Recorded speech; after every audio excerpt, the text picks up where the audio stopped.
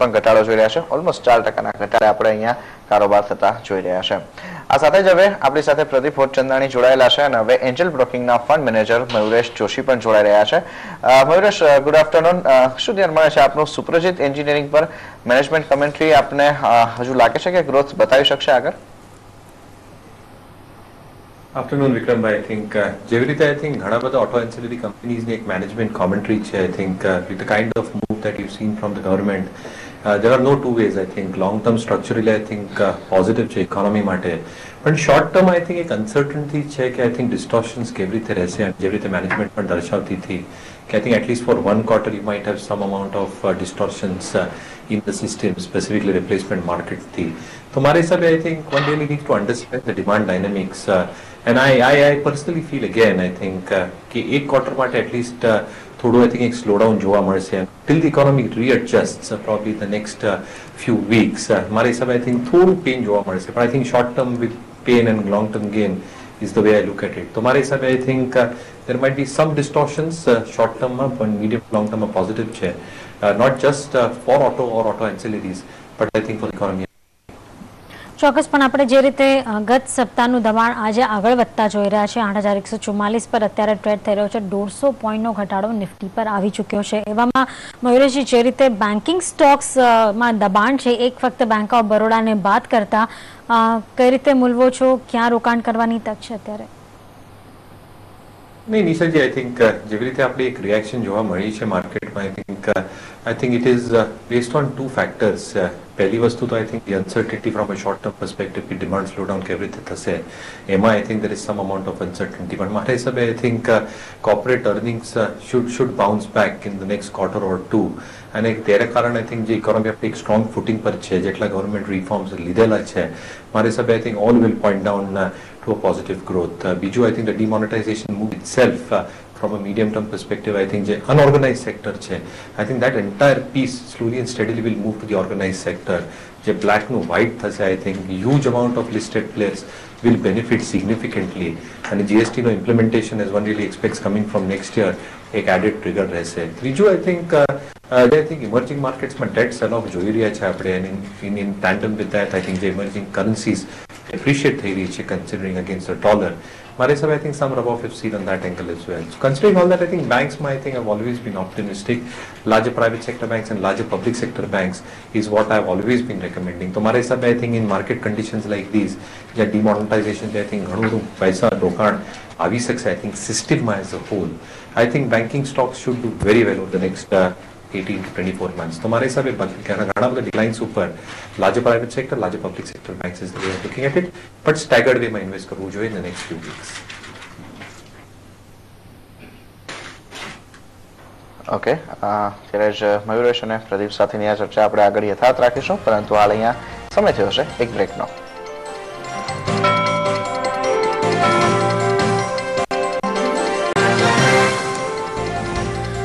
નાનકડા વિરામ બાદ સ્વાગત છે અત્યારે આપણે જોઈ રહ્યા છે અમુક કાઉન્ટર્સ જે છે ત્યાં એક દબાણ વધતું દેખાઈ રહ્યું છે કારણ કે તમે અત્યારે જો 8135ના લેવલ અત્યારે હવે આપણને નિફ્ટીમાં જોવા મળી રહ્યા છે 162 પોઈન્ટનો ઘટાડો નિફ્ટી પર આવી ચૂક્યો છે એમાં ખાસ કરીને તમે જુઓ તો L&T, Asian pants, ITC, Grasim, Tata motors જેવા કાઉન્ટર છે છેલ્લા મિનિટોમાં જ્યાં તમે 1% આસપાસનો ઘટાડો અત્યારે જોવા મળશે સડન ડિપ આ કાઉન્ટર્સ પર આવતી જોવા મળી શકે એટલે ખાસું દબાણ કહી શકે આ કાઉન્ટર્સ પર વધતું દેખાઈ રહ્યું છે ખાસ કરીને એશિયન પેન્ટ્સ જે આપણે જોઈ રહ્યા છે 7.7% ઘટાડો આજના એક દિવસ દરમિયાન 3-4 ગણા વોલ્યુમ સાથે અત્યારે આપણે જોઈ રહ્યા છે દબાણ આવી રહ્યું છે ફક્ત એક સપ્તાહની અંદર આપણે જોઈ રહ્યા છે મયુરેશજી એશિયન પેન્ટ્સે પોતાની ખાસી તેજી ગુમાવી દીધી છે માનવામાં આવે છે કે આગળના હજુ એકાદ બે ક્વાર્ટર્સ એટલા સારા નહીં રહે કારણ કે હવે લોકો પોતાના ઘર રિનોવેટ કદાચ ઓછા કરાવશે જે પહેલા કેશમાં થતા હતા કેટલો મોટો ઇમ્પેક્ટ પડી શકે એશિયન પેન્ટ્સને नहीं एक कंसर्न तो रहसे निशाजी पर हमारे सब आई थिंक वैल्यूएशंस पर आई थिंक बहुत થઈ ગયેલી એશિયન પેન્ટ્સમાં at around 1200-1300 levels અને આઈ થિંક જેવી રીતે આઈ થિંક એક ડિસ્ક્રિશનરી ડિમાન્ડનું એક સિનેરિયો આપણે પેઇન્ટ કરતા હતા with pay commission recommendations coming through, good monsoons. મારા હિસાબે I think that side of the story still remains extremely strong. બીજી વસ્તુ તમે જો કે I think even rural India, I think ઘણા બધા households I think the repainting demand છે I think that is still expected to hold good. તો મારા હિસાબે I think that distortions might very well continue. I think the uncertainty છે in terms of how the volume and demand outlook might pan out in the next few months. A uncertainty માટે I think we're seeing sharp and steep corrections in all discretionary consumer stocks. But largely I think તમે cherry pick કરશો આ space થી અને stagger way માં I think buying કરશો તો મારા હિસાબે I think over the next few weeks you will get definitely good entry points અને valuations હજી પણ સસ્તા થશે. તો મારા હિસાબે I think as the price earnings ratios contract, it becomes very good entry points for long-term investors. So, I think qualitative companies with good management should always be kept on the radar. Asian Paint, in my opinion, is one. It might go through some amount of short-term pain, but if it declines further, I think it does give opportunities for long-term investors. Okay, આ સાથે જ વેલ્સટન ઇન્ડિયાના પરિણામ જાહેર થયા છે. કંપનીના નફા અને આવક બંનેના ફ્રન્ટ ઉપર ઉછાળો દેખાયો છે. પરિણામ પર વધુ વાતચીત કરવા માટે આપણી સાથે જોડાઈ રહ્યા છે કંપનીના सीएफओ अल्ताफ जीवान. स्वागत है अल्ताफ जी सीएनबीसी बाजार में. ओवरऑल ये क्वार्टर कैसा रहा कंपनी? આપણી સાથે મયુરેશ અને પ્રદીપ જોડાઈ રહ્યા છે. મયુરેશ, વેલ્સપનની જે કમેન્ટ્રી સાંભળી છે, શું કોલ બને છે અહીંયા? નહીં વિક્રમ, આઈ થિંક હું આ કંપની ટ્રેક કરતો નથી તો very difficult to comment. Okay, Pradeep કોઈ ટેકનિકલ કોલ રહેશે?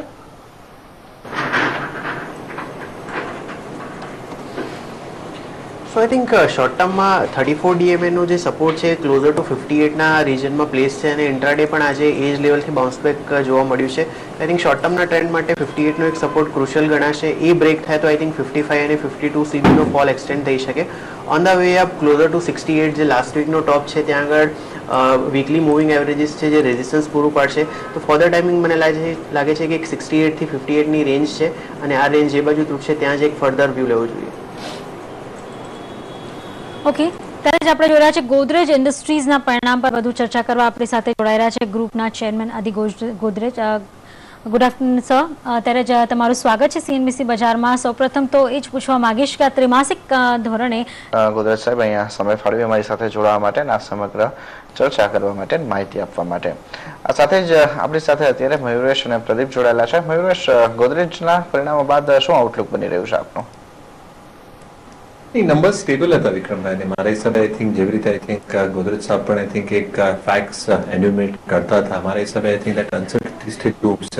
એટલા માટે આઈ થિંક એક શોર્ટ ટર્મ થી કોલ લેવા માટે I think all these qualitative counters probably are not a very good bet, but મારા હિસાબે I think the longer benefits will definitely be played out on stocks which are very qualitative in nature. બીજી વસ્તુ તમે સમજો કે I think the transition itself will take at least a quarter. So as new supply of notes start coming through over the next few days, મારા હિસાબે I think people will again have that amount of stocking in their needs to probably go out and buy goods and services. તો મારા હિસાબે I think there is some amount of inherent pain short term, but long term I think જે qualitative stocks છે, even in the consumer discretionary space, they ought to do well. કે ત્યારે જ અત્યારે માર્કેટમાં દબાણ વધી રહ્યું છે. ઓલમોસ્ટ 185 પોઈન્ટનો ઘટાડો આવી ચૂક્યો છે નિફ્ટીમાં. માર્કેટ બ્રેક કમ્પ્લીટ નેગેટિવ છે. તમે જુઓ સેન્સેક્સમાં 500 પોઈન્ટનો કડાકો છે. મિડ કેપ 550 પોઈન્ટ ઘટતું દેખાઈ રહ્યું છે. બેંક નિફ્ટી પણ હવે 450 પોઈન્ટના ઘટાડા સાથે, એટલે ક્લોઝિંગ જેમ નજીક આવી રહ્યું છે. માર્કેટમાં દબાણ આગળ વધી રહ્યું છે. હજી છેલ્લી 20 મિનિટો બાકી છે. જોવું રહ્યું આગળનો કેવો કારોબાર રહેશે. તે પહેલા લઈએ એક નાનકડો વિરામ.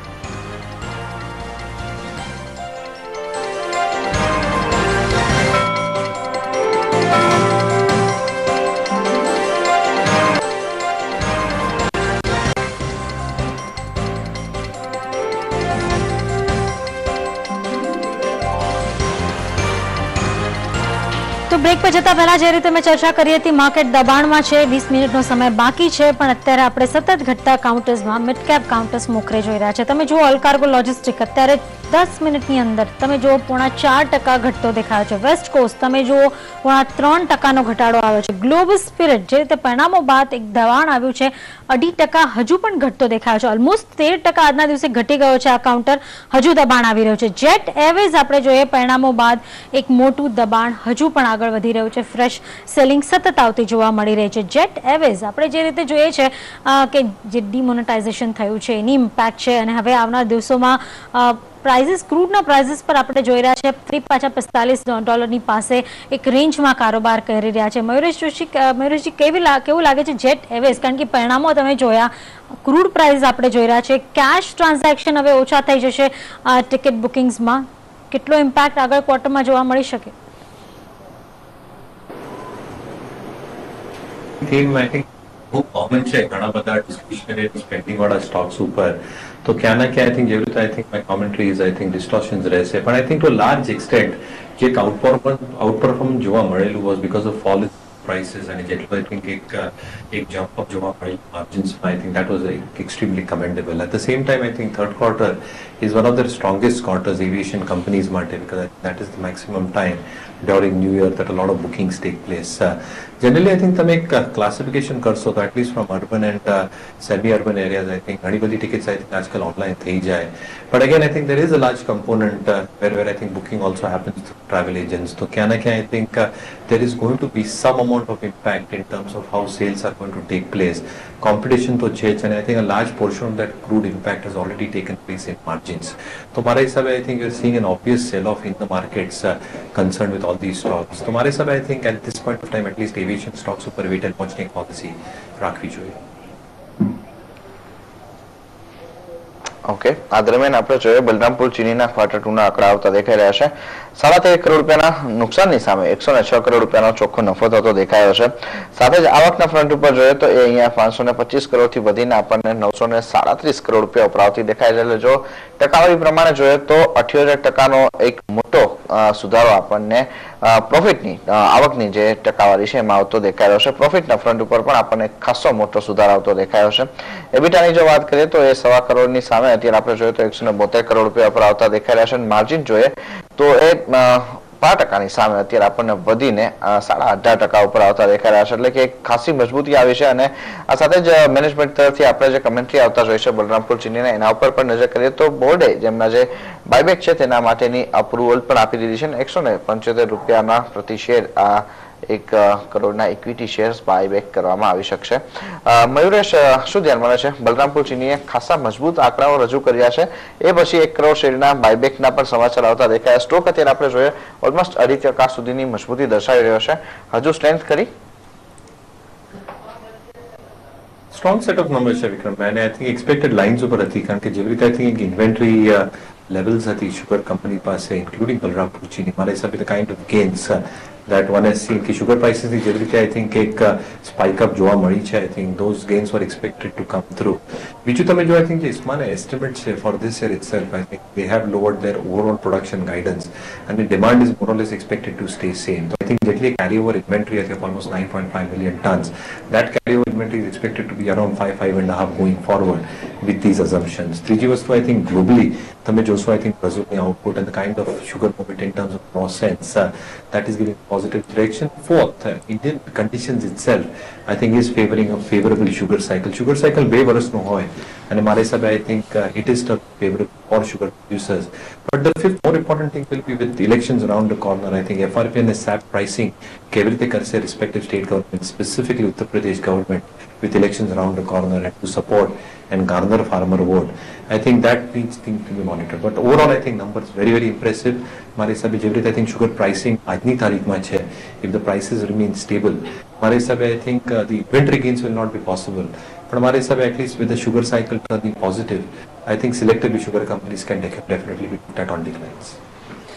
ઓલમોસ્ટ 8,100ની નજીક અત્યારે નિફ્ટી પહોંચતું, મિડ કેપમાં દબાણ. તમે સેન્સેક્સ પર જુઓ ઓલમોસ્ટ 550 પોઈન્ટનો ઘટાડો. એવામાં તમે જુઓ Manappuram general finance, Ujjivan, capital first, PNB housing finance, LNT finance holding, Repco home finance જેવા કાઉન્ટર ખાસ્સા દબાણમાં છે. પ્રદીપ, આમાંથી કોઈ કાઉન્ટર ગમે છે?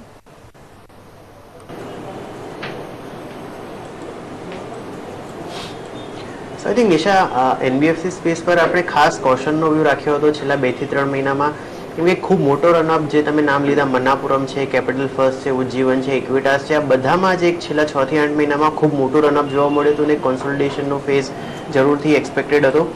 એક હાઉસિંગ ફાઇનાન્સ સેક્ટર હતું જ્યાં અમને લાગતું હતું એક રિલેટિવલી બેટર રિટર્ન્સ મળી શકે, પણ આ ડિમોનેટાઇઝેશનના કારણે હાઉસિંગ રિયલ એસ્ટેટ સેક્ટર પર નેગેટિવ ઇમ્પેક્ટ આવવાની શક્યતા છે. એના લીધે હાઉસિંગ ફાઇનાન્સ કંપનીઝના સ્ટોકમાં પણ એક ધોવાણ મળી રહ્યું છે. તો ડેફિનેટલી આ લેવલે એનબીએફસીસને અવોઇડ કરીને જે આપણે બેન્ક્સની વાત કરી, જે આ આખા મૂવથી કદાચ બેનિફિટ મળી શકે, તો ડેફિનેટલી એનબીએફસીસને એક આવા અનસર્ટેન ટાઈમમાં અવોઇડ કરીને બેન્કિંગ સ્ટોક્સ છે અને ખાસ કરીને પીએસયુ બેન્ક્સ મોટી PSU બેંક્સ જેમના કાસા રેશિયોમાં ખૂબ ઇમ્પ્રુવમેન્ટ થવાની શક્યતા છે અને ઘણું બધું પોઈઝન એમના જે બેલેન્સ શીટમાંથી આઉટ થઈ ગયું છે આ ક્વાર્ટરલી અર્નિંગ્સ પછી, તો ત્યાં આગળ એક ફોકસ રાખવાની બેટર એડવાઇસ રહેશે compare to NBFC stocks. Okay, તો આ વ્યૂ અત્યારે આપણને અહીંયા બનતો દેખાઈ રહ્યો છે. આ સિવાય અત્યારે આપણે જોઈએ તો 80-100 નું લેવલ પણ નિફ્ટીમાં બ્રેક થતું દેખાઈ રહ્યું છે. 2% એક મોટો ઘટાડો આપણને નિફ્ટીમાં દેખાઈ રહ્યો છે. સેન્સેક્સની જો વાત કરીએ તો અહીંયા આપણને 2% વધુનો ઘટાડો દેખાઈ રહ્યો છે. મિડ અને સ્મોલ કેપ ફરી પાછા આપણને દબાણ તરફ આગળ વધતા દેખાઈ રહ્યા છે. ઓલમોસ્ટ 600 પોઈન્ટની નજીક આપણે જોઈએ તો સ્મોલ કેપમાં દબાણ બનતું દેખાઈ રહ્યું છે અને બેંક નિફ્ટી તરફથી જોઈએ તો ત્યાંથી પણ અત્યારે આપણે એક પ્રેશર તરફનો કારોબાર જોઈ રહ્યા છે. આજના દિવસમાં જો નિફ્ટીના લો લેવલ્સની વાત કરીએ તો 8094 નું સ્તર એવું છે કે જ્યાં આપણને એક નિફ્ટીનો લો બનતો દેખાયો છે, એટલે કે 80-100 નું લેવલ આપણે જ્યાં હમણાં ચર્ચા કરી રહ્યા હતા ત્યાંથી પણ અત્યારે આપણે જોઈએ તો દબાણ આગળ વધતું દેખાઈ રહ્યું છે. આ દરમિયાન આપણે જોઈએ તો ગ્રાસિમ, હિન્ડાલ્કો, બોશ અને ટાટા સ્ટીલ એવા કાઉન્ટર છે કે જેણે છેલ્લા 1 કલાકની અંદર એક મેજર ડાઉનફોલ તરફનું પરફોર્મન્સ આપ્યું છે. ગ્રાસિમમાં 2% સુધીનો ઘટાડો આપણને છેલ્લા 1 કલાકમાં આપી ચૂક્યું છે. હિન્ડાલ્કોની અંદર આંકડાઓ અપેક્ષા મુજબના રહ્યા. સવારે સ્ટોકમાં થોડી સ્ટ્રેન્થ પણ જોવા મળી, પરંતુ યથાવત ના રહી. અત્યારે ફરી પાછો આપણે 3.25% નો ઘટાડો અહીંયા આવતા જોઈ રહ્યા છે. પ્રદીપ, આ તબક્કે ગ્રાસિમ ઉપર પહેલા આપનો એક વ્યૂ લેવા માંગીશું. જે રીતનો ટ્રેન્ડ અત્યારે અહીંયા વીક સાઇડનો બનતો દેખાઈ રહ્યો છે, સ્ટોક ઓલમોસ્ટ 10% સુધી ઘટતો દેખાય છે. શું ધ્યાનમાં રાખવું જોઈએ ગ્રાસિમમાં? ખરીદારી તરફનો કોઈ વ્યૂ રાખવો મને?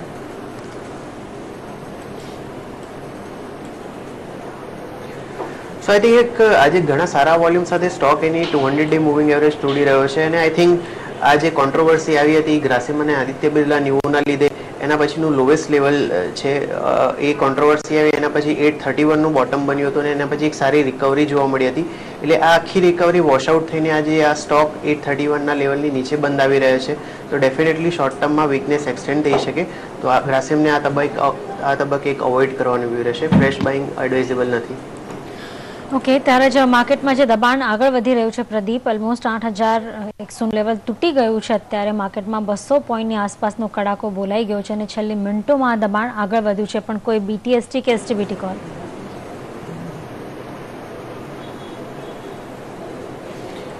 આઈ થિંક એક પાવર ગ્રીડ પર BTST નો વ્યૂ રહેશે. સ્ટોક ખૂબ જ સ્ટ્રોંગ રહ્યો છે અને ક્લોઝર ટુ એના 52 વીક હાઈની નજીક છે અને મારા હિસાબે માર્કેટ પડે તો એક રિલેટિવલી સ્ટ્રોંગ જરૂરથી રહી શકે.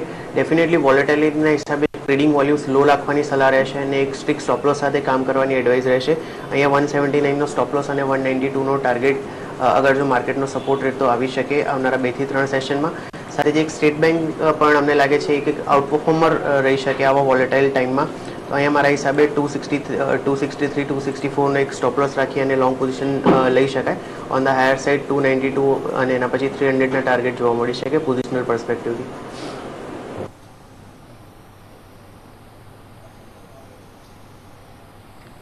ઓકે, તો BTST કોલમાં SBI પર ખરીદારીનો કોલ આવી રહ્યો છે. 289 ના ટાર્ગેટ તમને આવતીકાલના ટ્રેડિંગ સેશનમાં જોવા મળી શકે છે. અત્યારે આ એક કોલ બનતો દેખાયો છે. બીજા કોલ પર નજર કરીએ જ્યાં આપણને પાવર ગ્રીડનું કાઉન્ટર છે, ત્યાં પણ ખરીદારી કરીને ચાલી શકો. 192 ના ટાર્ગેટ આવતીકાલના ટ્રેડિંગ સેશનમાં જોવા મળી શકે. એટલે ઘટાડે ખરીદારીનો વ્યૂ અત્યારે ખાસ પ્રદીપ લેતા દેખાઈ રહ્યા છે. પણ દબાણ જ્યાં આગળ વધતું દેખાયું છે નિફ્ટી કાઉન્ટર્સ છે અને સાથે મિડ કેપ કાઉન્ટર્સ છે. મિડ કેપમાં તમે જુઓ હાલે દબાણ વધતું દેખાયું છે તો Ajmera realty, JK paper, west coast, STIL, global spirit જેવા કાઉન્ટર છે જ્યાં આપણને હજુ પણ દબાણ આગળ વધતું દેખાયું છે. ડેલ્ટા કોપ જ્યાં આપણને સતત વેચવાલી જોવા મળી રહી છે અને કે આ ફક્ત એક સપ્તાહની અંદર 40% વધારાનું દબાણ આ કાઉન્ટર ભોગવી ચૂક્યું છે.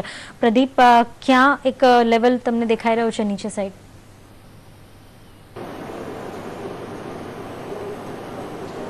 આઈ થિંક સ્ટીપ રનઅપ પણ આ સ્ટોકમાં જોવા મળ્યો તો છેલ્લા 6 થી 8 મહિનામાં અને આ મહિને ઓલરેડી અત્યાર સુધી 42%ની ડિક્લાઇન સ્ટોક જોઈ રહ્યું છે. હવે આ ડિક્લાઇન પછી મેજર સપોર્ટ એરિયાની નજીક જરૂરથી છે. 34 મંથ મૂવિંગ એવરેજ જે ક્લોઝર ટુ 93 ના રિજનમાં છે એ એક મારા હિસાબે એક મેજર સપોર્ટ તરીકે કામ કરવો જોઈએ આ સ્ટીપ ફોલ પછી. આઈ થિંક ક્લોઝર ટુ 93 ના રિજનમાં આ સ્ટોકને સપોર્ટ મળવો જોઈએ અને ત્યાં એક કોન્સોલિડેશનનો ફેઝ જોવા મળી શકે. ઓકે, તો આ વ્યૂ અત્યારે આપણને અહીંયા બનતો દેખાઈ રહ્યો છે અને કાઉન્ટર્સ અહીંયા આપણે જોયા જે BTST માટે અત્યારે પ્રદેશની પસંદના બની રહ્યા છે. ટેકનિકલ ફ્રન્ટ સિવાયના આજના ફ્રન્ટ ઉપર આપણે જોઈએ કે જ્યાં આપણને એક ન્યૂઝ બેઝ મેજર મોમેન્ટમ આવતા જોવા મળી રહ્યા છે. એવા કાઉન્ટર્સની અંદર આપણે જોઈએ તો પબ્લિક સેક્ટરના બેંક તરફથી મયુરેશ આપણને જે એક આઉટ પરફોર્મ થતું દેખાયું છે. બેંક ઓફ બરોડા SBI ના કાઉન્ટર છે ત્યાંથી તો એક સારું સ્ટ્રેન્થ જોવા મળી જ છે, પરંતુ જે વીકનેસ આપણે અત્યારે આવતી જોયા છે ડિમોનેટાઇઝેશનની સ્કીમના પગલે કે જે આપણને ઓટો સેક્ટરમાં હાવી થતી દેખાઈ રહી છે. શું લાગે છે પરિણામો હવે અહીંથી કદાચ ઓટો સેક્ટર માટે થઈને એક કન્સર્ન બની જશે, માર્જિન એમના પ્રેશરમાં આવે તેવી શક્યતા ખરી? I think there are 2-3 angles, Vikram bhai. Pehli vastu to I think uncertainty in terms of how demand will pan out, at least for the next 2 quarters. Ena karan I think you've already seen a sharp sell-off auto company and their related auto ancillary stocks ma. કેવી રીતે I think volume growth રહેશે I think is an important aspect to be understood. બીજી વસ્તુ I think the input cost inflation is already there. So kya na kya I think the operating leverage is something that the companies were banking out. Operating leverage કેવી રીતે આવે? I think if the volumes increase, if they're able to take some amount of price hikes with good demand realization expected to come through, I think they can still offset the increase in input cost. તો ક્યાં ના ક્યાં I think EBITDA margin અને PAT ઉપર એક positive impact આવશે. પણ મારા હિસાબે I think these few months of uncertainty કદાચ is taking a toll on these stocks. તો જેવી રીતે હું પહેલા કહેતો હતો I think banks માં I think larger public sector banks and larger private sector banks is something that I look at. Our discretionary stocks I think I'll still wait for declines onto these counters. અને જેવી રીતે levels આવશે I think maybe another 5-8% correction from the current level. I think that is the time to start nibbling in onto these counters. But again, I think it has to be a very slow and gradual process. I think even if you put in money, I think entire money, nothing at one go. I think anywhere between 15-20% on such sharp corrections going ahead, I think should be taken as. ત્યારે જ અત્યારે તમે જો નિફ્ટીના ટોપ લૂઝરમાં ગ્રાસિમ મોખરે છે 9% આસપાસનો ઘટાડો છે. એની સામે તમે જો અલ્ટ્રાટેક સિમેન્ટ પર નજર કરો 7.5% આસપાસ ત્યાં દબાણ, અંબુજા સિમેન્ટ, ACC ત્યાં પણ ખાસું દબાણ વધતું દેખાયું છે અને હજુ પણ વેચવાલી આવી રહી છે. મયુરેશજી, આમાંથી કોઈ કાઉન્ટર ગમે છે જ્યાં નીચલા મથાળે એક એન્ટ્રી લઈ શકાય?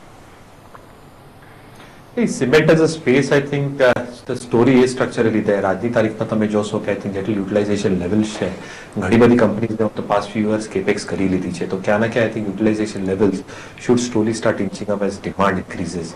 ક્યાં ના ક્યાં I think with the entire demonetization and rural story slowdownમાં I think all these stocks have also got impacted like all the other rural discretionary themes or consumer discretionary themes in general.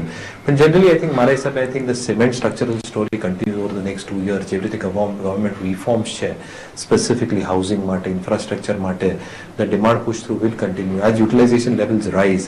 And જેવી રીતે I think in the next few quarters if these levels come up to 80-85%, મારા હિસાબે I think along with price realization stability, specifically central, west and in north markets માં મારા હિસાબે I think that leverage will play through. But in the short term, immediately, I think there will be distortions in terms of price movements and again in terms of volume. But largely, I think overall structural story remains very, very attractive. So મારા હિસાબે I think large cap cement counters is something that I look at. But again, as I said, decline super, staggered way માં and only on corrections in a very, very minuscule manner one should be buying. સાથે સુઝલોન અને PNC Infratech તેમજ ટીસ ટીવીનું counter જોઈએ. પ્રદીપ, આ 3 stock આજે એવા છે કે જે ટેકનિકલી આપણને એક ઘણા સારા મૂવમાં દેખાઈ રહ્યા છે, જેમાં સુઝલોન અને PNC ઉપર આપણે એક કોલ લેવા માંગીશું. સુઝલોન 50 દિવસના મૂવિંગ એવરેજ ઉપર ટ્રેડ થઈ રહ્યો છે. PNC ઇન્ફ્રાટેકની અંદર 100 દિવસના મૂવિંગ એવરેજ પરનું બ્રેકઆઉટ દેખાઈ રહ્યું છે. માર્કેટના આ ટ્રેન્ડની વચ્ચે પણ આ બંને સ્ટોકે જે બ્રેકઆઉટ આપ્યું છે કેટલું સસ્ટેનેબલ લાગે છે?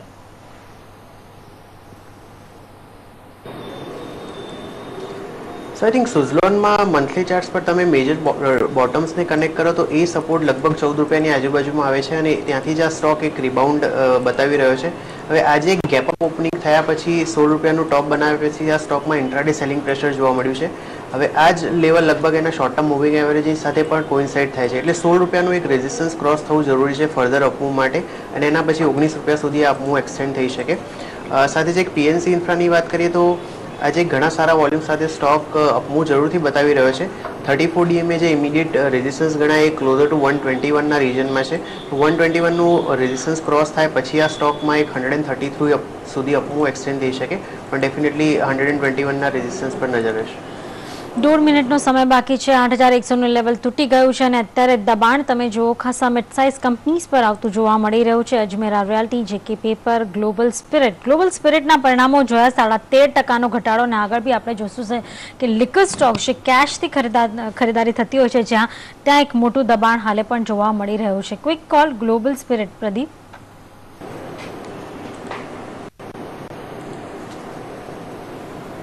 જી, આઈ થિંક ગ્લોબલ સ્પિરિટ અને મોટાભાગના જે લિકર શેરોમાં એક સારી તેજી જોવા મળી હતી. તો લગભગ છેલ્લા આ મહિનામાં એક સારી એવો એમાંથી ગેઇન્સ છે ગિવઅપ થયા છે. ગ્લોબલ સ્પિરિટમાં પણ આજે એક ફોલ પછી મારા હિસાબે એક સ્ટ્રોંગ સપોર્ટ એરિયાની નજીક છે. એની 200 DMA જે ગણીએ એ આઈ થિંક 73ના રિજનમાં છે અને 34 વીક મૂવિંગ એવરેજ છે ક્લોઝર ટુ 77ના રિજનમાં છે. એટલે આઈ થિંક 77 થી 72નું રિજન છે જ્યાં સ્ટોક આ સ્ટેબિલાઇઝ થઈ શકે ને ત્યાં કદાચ ઇન્વેસ્ટરો માટે એક બેટર એક્યુમ્યુલેશન ઓપોર્ચ્યુનિટી આવી શકે. ઓકે, અને આ સાથે હવે બજાર બંધ થવાને 1 મિનિટ જેટલો સમય બાકી રહ્યો છે ત્યારે 8,100ની નીચેના સ્તર અત્યારે આપણને દેખાઈ રહ્યા છે. 2.5%નો ઘટાડો આપણને સેન્સેક્સમાં નિફ્ટીમાં દેખાઈ રહ્યો છે. સેન્સેક્સ આપણે જોઈએ તો 2% સુધી ઘટતો દેખાઈ રહ્યો છે. મિડ અને સ્મોલ કેપની પણ વેચવાલી અત્યારે કન્ટિન્યુઅસલી આપણને હાવી થતી દેખાઈ રહી છે. આજના દિવસના મિડ સાઇઝના કાઉન્ટર ઉપર જો એક વખત નજર કરીએ તો એક્સિસ ગેટ, મન્નાપુરમ, આ ઉપરાંત ડીસીબી બેંક, પન્યમ સિમેન્ટ, ડાલમિયા ભારત જેવા કાઉન્ટર છે ત્યાંથી આપણને એક મેજર પ્રેશર બનતું દેખાયું છે. આ ઉપરાંત અહીંયા આપણે જોઈએ તો જે ઓઇલ માર્કેટિંગ કંપનીઝ છે, એવિએશન કંપનીઝ છે ત્યાંથી પણ આજના દિવસમાં આપણે એક વેચવાલી તરફનો કારોબાર ચોક્કસ જોયો છે. બીજું ખાસ કરીને અહીંયા આપણે જોઈએ તો જે એવી ઓટો કંપનીઝ કે જેનો મેજરલી આપણે જોવા જઈએ તો ટિયર 2 અને ટિયર 3 સિટીઝમાં કામ છે, જેમ કે અતુલ ઓટોનો કાઉન્ટર આપણે જોઈ શકીએ છીએ, એસ્કોર્ટ જોઈ શકીએ છીએ. ત્યાંથી આપણને એક મેજર પ્રેશર આજના દિવસમાં બિલ્ડઅપ થતું દેખાય છે અને અક્રોસ ધ બોર્ડ આ દબાણ થયું છે. બજાર બંધ થઈ ચૂક્યા છે. 2.5%ના ઘટાડે નિફ્ટી, જ્યારે 2%ના ઘટાડે આપણે જોઈએ તો સેન્સેક્સ અહીંયા બંધ થતું દેખાયું છે. મિડ કેપ 4.25% અને જ્યારે 4.5%નો ઘટાડો આપણને સ્મોલ કેપમાં દેખાયો છે. તો 2% સુધી આપણે જોઈએ તો અહીંયા બેંક નિફ્ટી આપણને વળતી જોવા મળી છે. Across the day market breath આપણને વીક બનતી જોવા મળી. ટર્નઓવર પણ અત્યારે આપણે જોઈએ તો 5.5 કરોડની 5.5 લાખ કરોડની નજીકનો આપણને ટર્નઓવર આવતું દેખાયું છે. ક્યાંક ને ક્યાંક અહીંયા ફ્યુચર તરફથી પણ આપણે જોઈએ તો પોઝિશનો મોટા ભાગે કપાતી હોય અને રોલ ઓવર પણ જે થયા હતા ત્યાંથી પણ પોઝિશન કપાતી હોય એવી સિચ્યુએશન અહીંયા વધારે આપણને બિલ્ડઅપ થતી જોવા મળી છે. તો આ તબક્કે પ્રદીપ શું ધ્યાન રાખવું બને? ડેરિવેટિવ્સ ડેટા પણ અત્યારે આપણને એક મંદી તરફના સિગ્નલ આપી રહ્યા છે. આઉટલુક શું રાખવો બને આવતીકાલ માટે?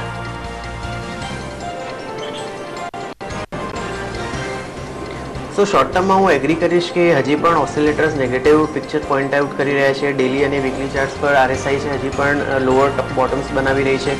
તો આ હિસાબે શોર્ટ ટર્મમાં મને લાગે છે કે વીકનેસ હજી પણ એક્સટેન્ડ થઈ શકે.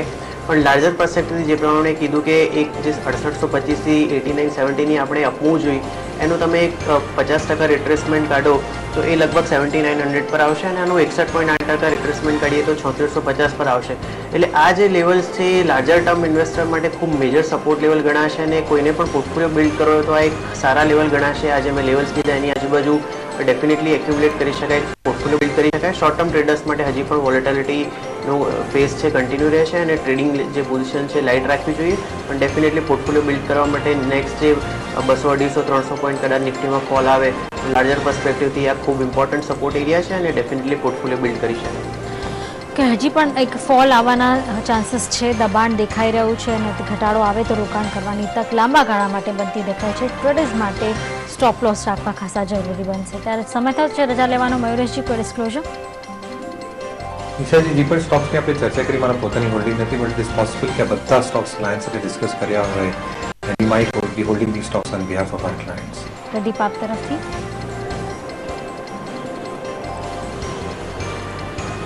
જે પણ સ્ટોક કાર્યક્રમ દરમિયાન મેં રેકમેન્ડ કર્યા એમાં મારા ક્લાયન્ટની પોઝિશન હોઈ શકે, મારું કોઈ વ્યક્તિગત રોકાણ નથી. આભાર.